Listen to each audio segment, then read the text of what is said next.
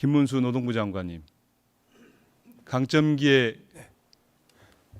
국민의 국적은 어디라고 말씀하셨죠? 대한민국이 일본에 의해서 일본 국적이라고 식민지가 되었기 때문에 대한민국 국적이 없었습니다. 국적이 없었다고요? 송기정 선수가 일장기를 달고 송기정 선수 얘기는 하지 마시고요. 국적이 있으면 국적 얘기만 했어요. 일제시대의 우리 선조들의 국적은 뭐였을까? 작년 김문수 장관의 발언으로 촉발된 이 논란이 아직도 끊이지 않습니다. 역사적으로 대한제국은 일본의 식민지였다는 사실은 부정할 수 없으며 국제적으로 조선인들은 일본의 식민으로 간주되었습니다. 하지만 조약 체결 과정의 불법성, 대한민국 임시정부의 존재, 그리고 국적 개념의 복잡성 등을 고려해서 아직도 설왕설래가 많은 것 같습니다. 이 영상에서는 역사적인 맥락과 다른 나라들의 사례들을 살펴보고 이 논란을 정리하고자 합니다. 1910년 대한제국은 한일병합조약으로 일본에 합병되었습니다. 조약 체결 과정이 불법이었기 때문에 이 조약 자체가 무효라는 주장이 있습니다. 조약이 강제적인 환경에서 체결되었으며 대한제국의 의사를 제대로 반영하지 않았다는 점에서 이는 중요한 논쟁의 대상이 됩니다. 그러나 현실적으로 일본이 36년간 한반도를 실질적으로 지배했다는 역사적 사실을 부정할 수는 없습니다. 마치 부동산 거래에서 대리인이 불법적으로 계약을 체결했더라도 등기가 이루어지고 실질적으로 점유가 이루어진 경우 법적 논란이 발생하는 것과 비슷합니다. 당시 국제사회 역시 일본의 지배를 기정사실로 받아들였으며 이는 이후 외교적 문제로도 연결되었습니다. 그러면 묻겠습니다. 당신이 생각하는 일제강점기 시절 조선인들의 국적은 무엇이었습니까? 조선인가요? 대한제국인가요? 대한민국인가요? 대한민국 헌법은 대한민국 임시정부의 법통을 계승한다고 명시하고 있습니다. 그러나 당시 조선인들이 대한민국 임시정부의 국민이라는 인식을 가졌다고 보기는 어렵습니다. 대한민국 임시정부는 독립운동의 중심이었지만 실질적으로 한반도를 통치하지는 못했습니다. 임시정부의 존재는 독립운동사에 매우 큰 의의가 있고 독립을 향한 조선인들의 염원을 보여주는 중요한 요소이지만 당시 조선 내 대다수 국민들은 임시정부의 존재조차 알지 못했을 가능성이 큽니다. 결국 법적 측면과 국민들의 인식 사이에는 커다란 괴리가 존재했습니다. 일본은 내지인과 외지인을 차별하며 통치했습니다.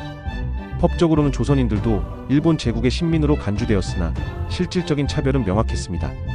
일본은 조선인을 일본인과 동등한 시민으로 인정하지 않았으며 이중적인 태도를 보였다는 것이 사실입니다. 그렇다고 해서 조선인들이 일본 국적이 아니었다는 근거가 될까요? 1936년 베를린 올림픽에서 마라톤 금메달을 딴 송기정 선수는 일본 국적으로 등록되었습니다. 그와 함께 동메달을 획득한 남승용 선수 또한 일본 국적이었습니다.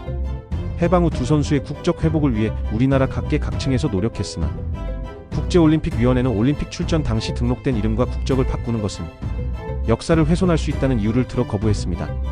이는 국제적으로 조선인이 일본 국적자로 취급되었음을 보여줍니다. 유고슬라비아는 1992년 해체되어 여러 국가로 나뉘었습니다. 현재 몬테네그로, 세르비아, 크로아티아 등등이 옛 유고슬라비아 지역입니다. 그렇다면 1980년 유고슬라비아에 살던 사람들의 국적은 무엇이었을까요? 당시 그들은 유고슬라비아 국적을 가졌으나 현재는 각각의 독립국 국적을 가지게 되었습니다. 소비에트 연방 소련도 마찬가지입니다. 우즈베키스탄, 카자흐스탄, 타지키스탄 등 옛 소련 위성국들에 살던 주민들은 소련 국적이었지만 소련 해체 이후 각 독립국의 국적을 가졌습니다.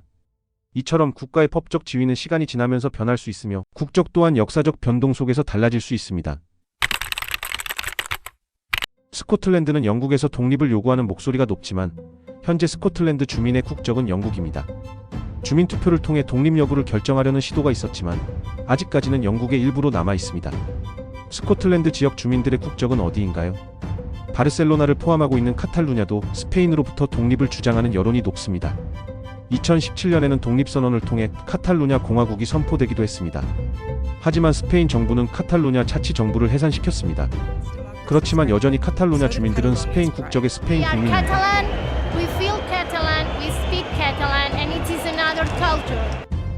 여러분들 생각에 카탈루냐 주민들의 국적은 어디인가요?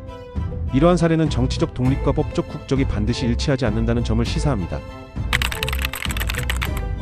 홍콩은 1997년 영국에서 중국으로 반환되었습니다.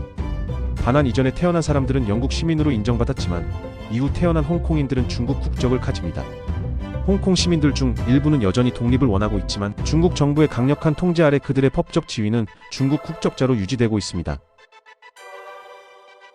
현재 중국이 실질적으로 지배하는 티베트 또한 우리나라 역사의 대한민국 임시정부와 유사한 기능을 하는 티벳 망명 정부가 인도에 있습니다. 그렇지만 이 망명 정부를 합법 정부로 인정한 국가는 없습니다. 그리고 티베트 주민들은 중국 국적으로 간주됩니다.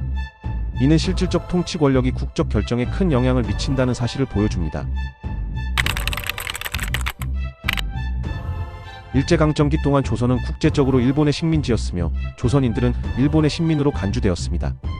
물론 이는 강제적인 것이었으며 조선인들이 이를 자발적으로 받아들였다는 의미는 아닙니다. 1945년 1월에 태어난 한 남성의 기본증명서를 보겠습니다.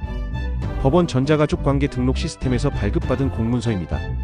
출생지가 어디로 나와 있나요? 경성부 영등포 신길정. 현재 신길동을 뜻하는 이 명칭, 이 행정구역은 어느 나라의 행정구역인가요? 대한제국인가요? 조선인가요? 아닙니다. 일본의 행정구역입니다. 조선인들은 일본의 지배를 받는 중에도 여전히 민족적 정체성을 유지하고 싶어 했지만 법적으로는 일본 국적으로 인정되었습니다. 그러나 역사적 사실을 인정하는 것과 독립운동의 정당성을 부정하는 것은 별개의 문제입니다. 대한민국 임시정부의 법통을 계승하는 대한민국의 입장에서 볼 때 당시 조선인들은 독립국의 국민이라는 정체성을 가지려 했습니다. 그렇지만 현실적으로는 일본 국적으로 취급되었다는 점을 부정할 수는 없습니다. 내 기분이 나쁘다고 감정이 상한다고 우긴다고 역사가 바뀌지는 않습니다. 역사를 바로 알아야 하는 이유는 과오를 반복하지 않기 위해서입니다. 슬프고 불행하지만 대한제국은 일본의 식민지였습니다. 그리고 조선인들은 일본 국적으로 취급되었습니다. 카탈루냐, 스코틀랜드, 티벳, 홍콩 주민들의 국적은 어디입니까? 일제강점기 한반도에 살던 우리 선조들의 국적은 어디였습니까?